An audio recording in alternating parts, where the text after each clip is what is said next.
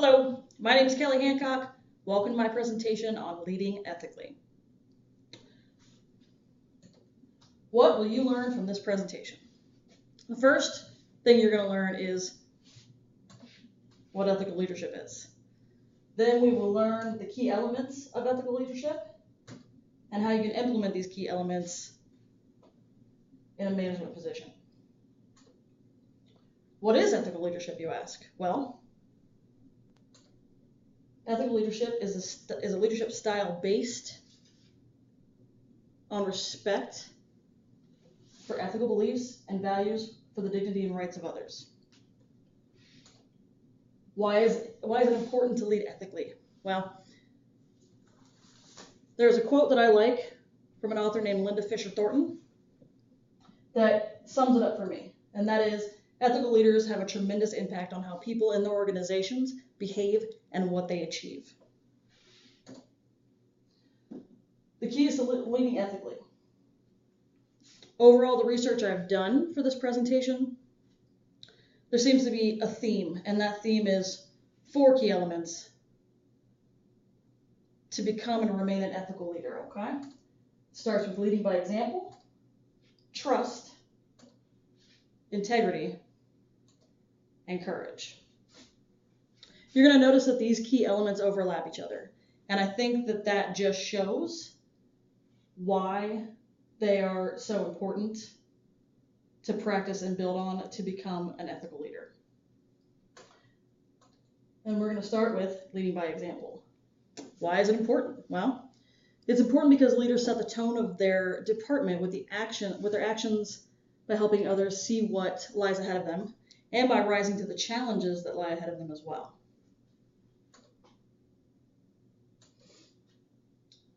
Leading by example is a trait of a true leader, or at least it's considered to be a trait of a true leader. And true leaders set the example.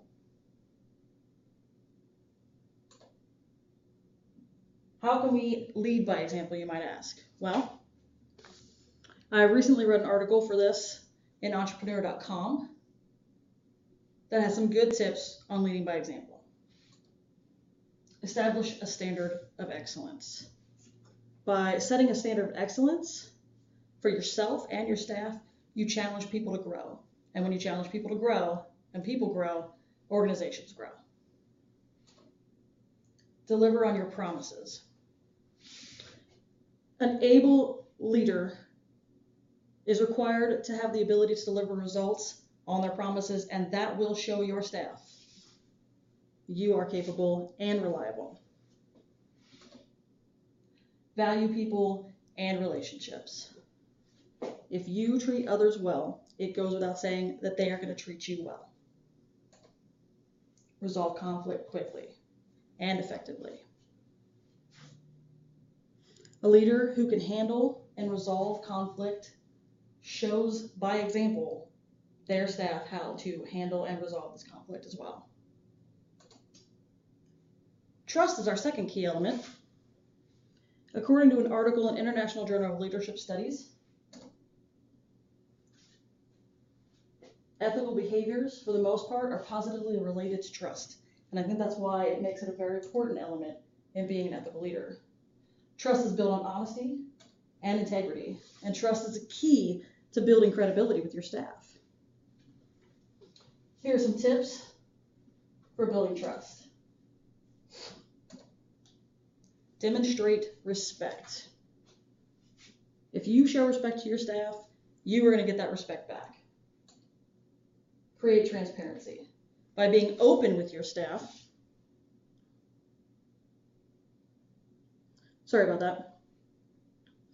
it allows your staff to see you as trustworthy.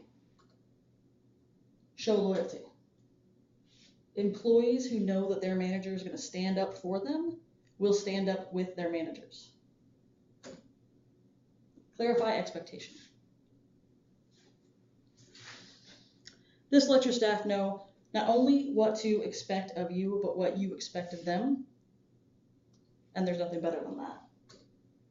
And finally, extend trust.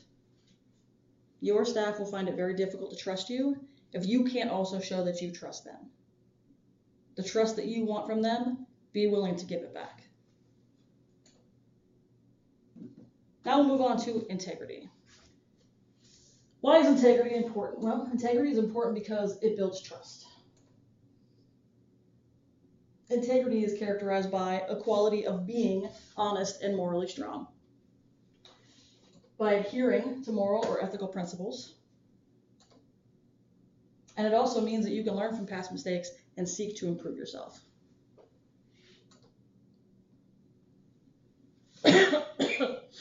I found some tips for seeking greater personal integrity in an article on a website called mindbodyspirit.com. And they are as follows. Be open. Having an open mind will allow you to pause and see the entire situation before making decisions. Be true. Tell the truth and honor your commitments to help you build trust with your staff. Be courageous.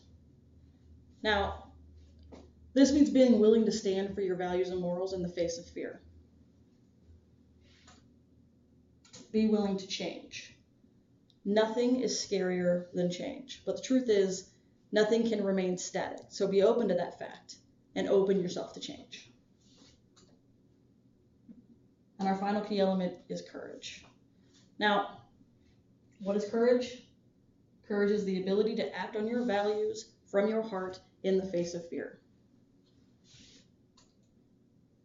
Courage fosters credibility and candor and helps you build trust. But courage is not concrete. Courage is a skill. We're not born with it. Now, there's a PhD, a scientist named Phil Zimbardo. And he's not only a PhD, but he's a social psychologist. Sorry, I don't like that word. And he is famous for conducting the Stanford Prison Experiment in 1971. And what he said based on these experiments that he did, he said, decades of evidence show us that situations can persuade even the most ethical and compassionate people to betray their own values. So what that means is courage is not something that we're born with. Courage is something that we have to practice, that we have to build on to be good at it. Because situations persuade how we act and the level of courage that we display. So you might be asking yourself, how can we build on this? Well, because courage is a skill, we can build on this with practice. And how do you practice courage? Well, I have a few steps. Tips for practicing courage are as follows. Name your fears. First thing, name your fears. Know what scares you. Because when you know what scares you, then you've taken the first step to figuring out how to face that fear. Step out of your comfort zone. Everyone has a comfort zone. If we didn't have a comfort zone, then things wouldn't make us uncomfortable. The further we step out of our comfort zone, the more we step out of our comfort zone, the larger we make our comfort zone. That's important. More important is practicing scary situations until it becomes easier to handle. I mean situations like those in your career that make you nervous, that make you anxious, that you're scared of, that you don't want to be a part of. If it's meeting with your boss, disciplining staff meetings, presentations, anything like that, those things tend to make people uncomfortable and tend to make people nervous. And what you're going to want to do is practice those situations. Throw yourself into those situations, because the more you do that, the more you desensitize yourself to that fear. And when you do that, you create a sort of muscle memory in your brain. Oh, I know what this feels like. Now I can give myself a second to think about my response. And that will, in effect, help you build your courage, build your skill of courage. So in conclusion, what are we going to do? We're going to build on our skills to become better ethical leaders. We're going to lead by example. We're going to work on our trust building exercises. We're going to build on our integrity. And we're going to practice courage. And with that, I'm going to leave you with a very important quote that I remind myself of at least daily, to remind myself that it is very important to carry myself like an ethical leader. And that is, without values, leadership becomes tyranny. Thank you.